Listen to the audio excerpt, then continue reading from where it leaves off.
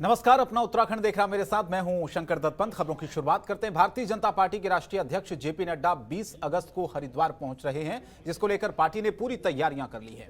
वहीं राष्ट्रीय अध्यक्ष 2022 के आने वाले विधानसभा चुनाव को लेकर सरकार और संगठन से बातचीत करेंगे, साथ ही संतों और पूर्व सैनिकों के साथ संवाद करेंगे। आपको बता दें कि सुबह 9:30 बजे जलीग्रांट एयरपोर्ट पर पहुंचेंगे, जहां से छिंदारवाला नेपाली फार्म और उसके बाद रायवाला होते हुए 11 बजे शांति कुंज के पास एक होटल में पहुंचेंगे।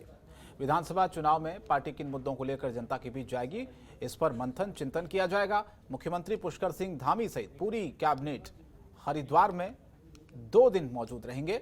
और इसके साथ पहले दिन अगर बात की जाए, जेपी नड्डा मुख्यमंत्री और कैबिनेट में शामिल मंत्रियों से बातचीत करेंगे और फिर दूसरे दिन विधायक, सांसद और प्रदेश के जिले के पदाधिकारियों से मुलाकात करेंगे। लक्ष्य सीधा 2022 का विधानसभा चुनाव।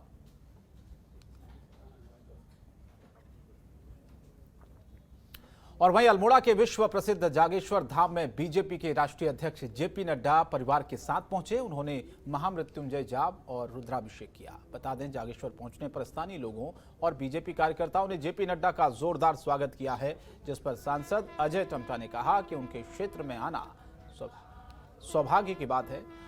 उन्होंने कहा कि हमारे जागेश्वर धाम में राष्ट्रीय अध्यक्ष जेपी नड्डा पहुंचे हैं, हम सब उनका स्वागत करते हैं। पार्टी के राष्ट्रीय अध्यक्ष नड्डा ने कहा कि इस जगह पर आने का सौभाग्य प्राप्त हुआ है और साथ ही उन्होंने कहा कि इस धाम में आकर मुझे एक नई ऊर्जा मिली है। नड्डा ने भगवान शिव से भारतवासियों की सुख समृद्धि की कामना की। सौभाग्य है कि जागेश्वर हमारा जो पवित्र धाम है, इस पवित्र महाधाम में हमारे राष्ट्रीय अध्यक्ष जी का आगमन हुआ है। ये अपने आप में पूरे लोकसभा क्षेत्र की, उत्तराखंड के लोगों के लिए एक बहुत बड़ा सौभाग्य भी है। और जो हमारी जागेश्वर धाम के प्रति पूरे देश दुनिया की श्रद्धा है, उससे लगता है कि सभी लोगों का आगमन जिस प्रकार से होता है। और आज सौभाग्य है कि राष्ट्रीय अध्यक्ष जी का आगमन परिवार के साथ अपनी पूजा करने के लिए वो आए हैं। पूज्य स्थान पर आने का सौभाग्य प्राप्त हुआ और यहाँ रुद्राभिषेक भी करने का सौभाग्य प्राप्त हुआ। साथ ही साथ हवन में भी अपने आप को शामिल करने का सौभाग्य प्राप्त हुआ। बहुत ही पूज्य स्थान, जहाँ नई ऊर्जा, नई ताकत मिलती है, ऐसे स्थान पर तो आनंदित हुआ है मन। और साथ ही साथ हमने सारे देशवासियों के लिए और सभी लोगों के लिए मंगलमय हो, सभी प्रगति करे, देश प्रगति करे, इस कामना को लेकर के पूजा की। और 20 अगस्त से भारतीय जनता पार्टी के राष्ट्रीय अध्यक्ष जेपी नड्डा 2 दिवसीय दौरे पर रहेंगे। उस दौरान क्या कुछ होने वाला है, इस पर और तमाम मुद्दों पर बीजेपी के लोकसभा सांसद और उत्तराखंड के पूर्व मुख्यमंत्री तीरथ सिंह रावत से बातचीत की संवाददाता ममता चतुर्वेदी ने। सुने क्या कहना था उनका। भारतीय जनता पार्टी के राष्ट्रीय अध्यक्ष जेपी नड्डा उत्तराखंड के 2 दिवसीय दौरे पर रहेंगे। क्या कुछ खास होगा, इस पर बातचीत करने के लिए हमारे साथ मौजूद हैं भारतीय जनता पार्टी से लोकसभा सांसद और उत्तराखंड के पूर्व मुख्यमंत्री तीरथ सिंह रावत जी। इनसे बात करते हैं। जेपी नड्डा जी 2 दिवसीय उत्तराखंड के दौरे पर रहेंगे। इस दौरान किन किन मुद्दों को लेकर बातचीत होगी, क्योंकि आने वाले समय में उत्तराखंड में विधानसभा चुनाव है और ऐसे में ये दौरा कितना महत्वपूर्ण? राष्ट्रीय अध्यक्ष माननीय जेपी नड्डा जी का दौरा उत्तराखंड के लिए एक महत्वपूर्ण है और संगठनात्मक दृष्टि से कार्यकर्ता उससे पुशअप होंगे, उनको एक उत्साहवर्धन होगा, जोश आएगा और उनको आगामी रणनीति के बारे में भी जानकारी प्राप्त होगी उससे। इसके अलावा उत्तराखंड में भारतीय जनता पार्टी की सरकार है, इसको लेकर कांग्रेस पार्टी परिवर्तन यात्रा निकाल रही है और कांग्रेस का ये कहना है कि घर घर जाकर वो बताएंगे भारतीय जनता पार्टी सरकार की खामियों को। क्या आपको लगता है कि इसका असर उत्तराखंड की जनता में पड़ेगा? देखिए, परिवर्तन यात्रा और ये उनका अपना कार्यक्रम है, इसमें हम कुछ नहीं कह सकते हैं। लेकिन वहाँ की जो जनता है, जनता ने पिछली बार भी उनको दरकिनार किया और उनके कामों को देखते हुए, जिस तरह उन्होंने प्रदेश के अंदर अखंड भ्रष्टाचार किया था और विकास कार्य को अवरुद्ध किया था, उसको देखते हुए जनता बखूबी जानती है कि कांग्रेस ने क्या किया और क्या कर सकती है।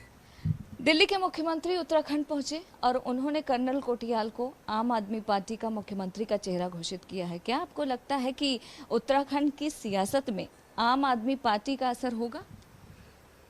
देखिए, मुझे लगता नहीं है। और जिस तरह से यदि बोल रहे हैं दिल्ली, तो दिल्ली का मॉडल भी मैं जानता हूँ कि आज बरसात है तो दिल्ली में सड़क में गड्ढे में सड़क है, पता ही नहीं है। यानी कि आपके हिसाब से उत्तराखंड की सियासत में, राजनीति में आम आदमी पार्टी का कोई वजूद नहीं? नहीं, मैंने कहा ना कि वहाँ जनता जानती है कि विकास आखिर किसने किया और कौन करेगा, और ये स्पष्ट है। मैंने कहा ना कि वहाँ का चौमुखी विकास भारतीय जनता पार्टी और प्रधानमंत्री नरेंद्र मोदी जी का ड्रीम प्रोजेक्ट, वो सब दिखते हैं और उन्होंने किया है, तो मुझे लगता नहीं है। और जो केजरीवाल दिल्ली की बात करते हैं, मैं तो कहता हूँ कि लोगों ने अच्छी तरह देखा है कोविड में भी कि जब कोविड के समय केजरीवाल हाथ खड़े कर दिए थे कि बाहर वालों के लिए हॉस्पिटल में जगह नहीं है, तो फिर गृह मंत्री अमित शाह जी को आना पड़ा और उसके बाद फिर राहत महसूस हुई। वक्त देने के लिए शुक्रिया। कैमरा पर्सन शेरा सिंह के साथ ममता चतुर्वेदी, जनतंत्र टीवी, दिल्ली। मुख्यमंत्री पुष्कर सिंह धामी ने प्रदेश की आत्मनिर्भर नारी शक्ति से वर्चुअली संवाद किया। मुख्यमंत्री ने उत्तरकाशी के विकासखंड चिन्याली सोन मल्ली गांव की अपर्णा स्वयं सहायता समूह की अध्यक्षा रीना रमोला से वर्चुअली बातचीत की है। इस दौरान यमुनोत्री विधायक केदार सिंह रावत भी मौजूद रहे। इसी को लेकर बताया कि 50 से 60 महिलाएं सशक्त होकर LED लाइट बल्ब बनाने का काम कर रही है और समूह के साथ जुड़ी हुई है। समूह के 6.5 लाख टर्नओवर के साथ 1,30,000 का लाभ प्राप्त हुआ है। वहीं जिलाधिकारी मयूर दीक्षित ने कहा कि स्वयं सहायता समूह ने LED लाइटिंग के क्षेत्र में बेहतर काम किया है।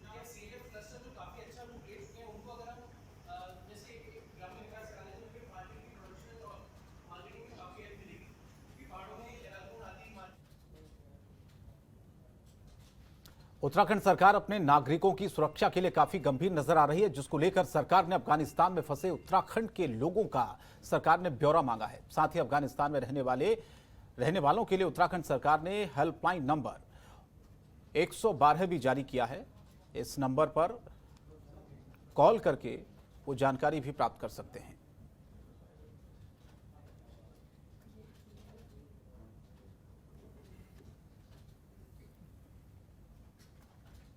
उत्तराखंड के पूर्व मुख्यमंत्री त्रिवेंद्र सिंह रावत रुड़की पहुंचकर कॉलेज ऑफ इंजीनियरिंग के आयोजित कार्यक्रम वन महोत्सव 2021 में शामिल हुए।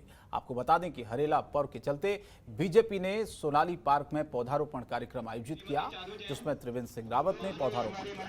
इस अवसर पर त्रिवेंद्र सिंह ने कहा कि हरेला पर्व पर इस बार उत्तराखंड में हमारा लक्ष्य 1 लाख पौधे लगाने का है, जिसके चलते 10,000 पौधे सिर्फ हरिद्वार जिले में लगाए जाएंगे। इसी के साथ कहा कि पर्यावरण को बचाने के लिए पौधे लगाना बहुत जरूरी है। फोटो बाद में खिंचवा लेंगे, लेकिन पहले हम एक पौधा पुष्कर सिंह धामी जिंदाबाद। हरिद्वार जनपद में 10,000 वृक्ष लगाने का यहाँ पर निश्चय किया है, और जिनमें अधिसंख्य पौधे बरगद के पौधे हैं और पीपल के पौधे हैं। 2 वृक्षों पर हमने विशेष फोकस किया है। हमने इस बार ये लक्ष्य रखा था हरेला पर कि 1 लाख पौधे हम राज्य में बट और पीपल के लगाएंगे।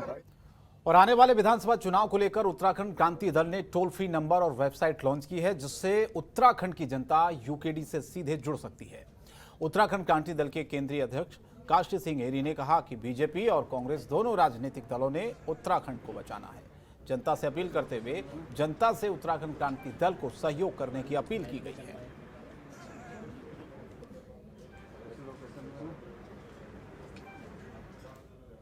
करने के लिए हम लोगों ने आप ही को जिम्मेदारी दी थी, और आज हमने कम समय में ये वेबसाइट लॉन्च की है। इसमें आपको सारे चीज़ें मिलेंगी जो आज अमूमन पार्टियों में है। सारा हाईटेक है, सारा सोशल मीडिया मैनेजमेंट है, तो उस और उत्तराखंड क्रांति भी बड़ा है। और हम आपको विश्वास दिलाते हैं कि इस फील्ड में भी हम निश्चित तौर पर और पार्टियों की तरह सोशल मीडिया के माध्यम से हम जनता के बीच में पहुंचेंगे। हम खबरों के निष्पक्ष विश्लेषण के लिए सब्सक्राइब करें Jantantra TV and press the bell icon. Never miss any update.